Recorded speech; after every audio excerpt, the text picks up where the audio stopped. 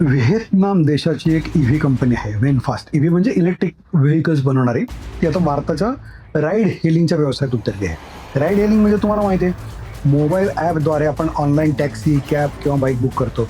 जसं की उबर, ओला, रॅपिडो या कंपन्या करतात. ते आधीच बाजारात आहेत आणि वेनफास्ट आता तशी सर्व्हिस घेऊन येते. पण त्यांचं मॉडेल थोडं वेगळं आहे.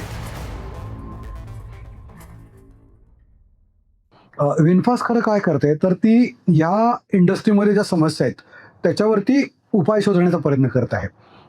जसं की आपल्या ग्राहकांना स्वस्त प्रवास हवा असतो, ड्रायव्हर्सना चांगला अनुभव आणि एक स्थिर उत्पन्नाची हमी हवी असते, कंपन्यांना नफा हवा असतो. पण आजपर्यंत जर तुम्ही बघितलं तर या तिन्ही गोष्टी एकाच वेळी साध्य करणं कोणालाही जमलेलं नाही आहे या कंपन्यांना. तर विनफास्टला त्यामुळे काय वाटते की इलेक्ट्रिक व्हेकल्स आणि त्याचं व्हर्टिकल इंटिग्रेशन केलं तर ह्या बिझनेसचं, तर ते या समस्येचं उत्तर देऊ शकतात. आणि म्हणूनच विनफास्ट ही कंपनी फक्त कॅब सर्व्हिसच आणते असं नाही आहे, तर ह्या उद्योगाचा एक जो आपण ढाचा म्हणतो किंवा स्ट्रक्चर, तर तेच ते बदलण्याचा प्रयत्न करत आहे. आणि खूप एक इंटरेस्टिंग मॉडेल ते भारतात पहिल्यांदा घेऊन येत आहेत. आपण ते समजून घ्यायचा प्रयत्न करूया.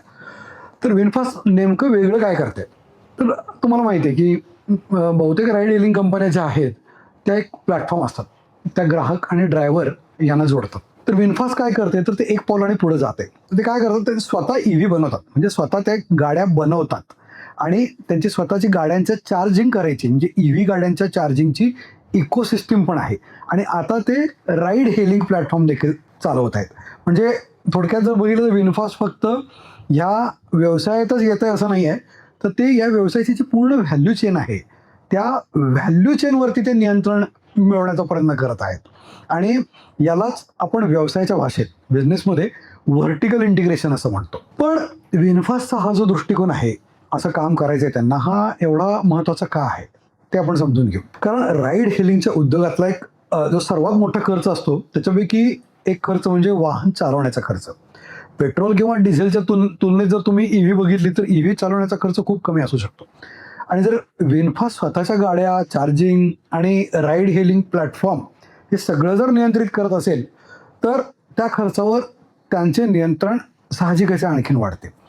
तर याचा अर्थ असा की प्रत्येक राईड मागचा खर्च कमी करण्याची संधी ही कॉम्पिटिशनमध्ये त्यांच्याकडे सर्वाधिक असू शकते. आणि इथेच त्यांची स्ट्रॅटेजी किंवा रणनीती ही एकदम वेगळी ठरते. कारण ओला किंवा उबर हे काय करतात, तर मुख्यतः त्या फक्त प्लॅटफॉर्म कंपनी आहेत.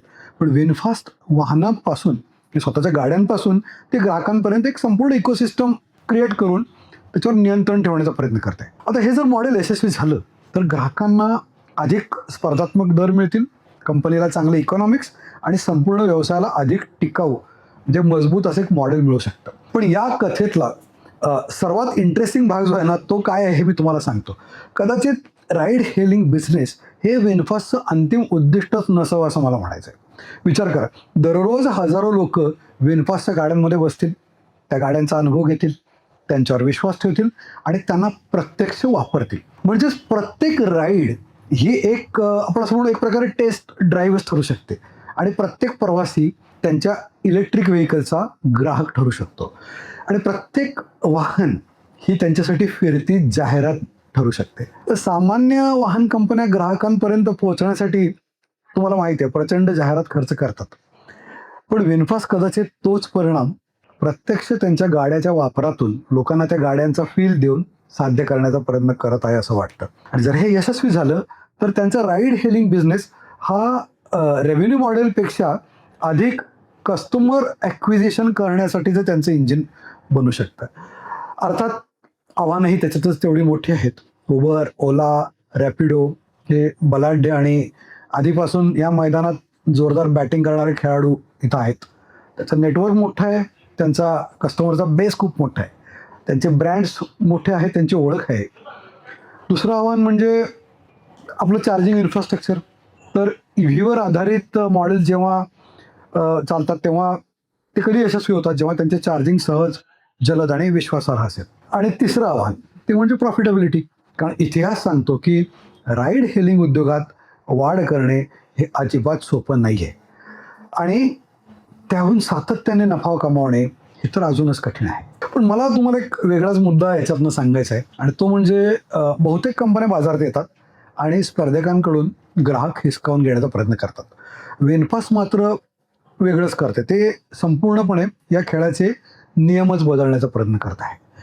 ते EV मॅन्युफॅक्चरिंग करतात, चार्जिंग इन्फ्रास्ट्रक्चर आहे, त्यांचं मोबिलिटी प्लॅटफॉर्म आणतात, कॅब सर्व्हिस आणि कस्टमर ॲक्विजिशन, असं या सगळ्यांना ते एका इकोसिस्टीममध्ये जोडण्याचा ते प्रयत्न करत आहेत. आणि जर हे यशस्वी झालं तर भारतातील राईड हेलिंग उद्योगासाठी हा एक नवीनच बिझनेसचा ब्ल्यूप्रिंट ठरू शकतो. आणि अपयशी झालं तरी जगभरातील बिझनेस स्कूल्समध्ये हा प्रयोग नक्कीच अभ्यासला जाईल, एवढा इंटरेस्टिंग आहे. एक इकोसिस्टम स्ट्रॅटेजीची केस स्टडी म्हणून, व्हर्टिकल इंटिग्रेशनची केस स्टडी म्हणून. बघूया आता विनफास्ट भारतात आणखी एक राईड हेलिंग कंपनी बनते की भारताच्या मोबिलिटी इंडस्ट्रीचे नियम पूर्णपणे बदलणारी कंपनी ठरते. बिझनेस कंपास मराठी हे आमचं चॅनल बघत राहा. अशाच बऱ्याच इंटरेस्टिंग गोष्टी आम्ही तुमच्यासाठी घेऊन येत असतो. Thank you so much and have a great day.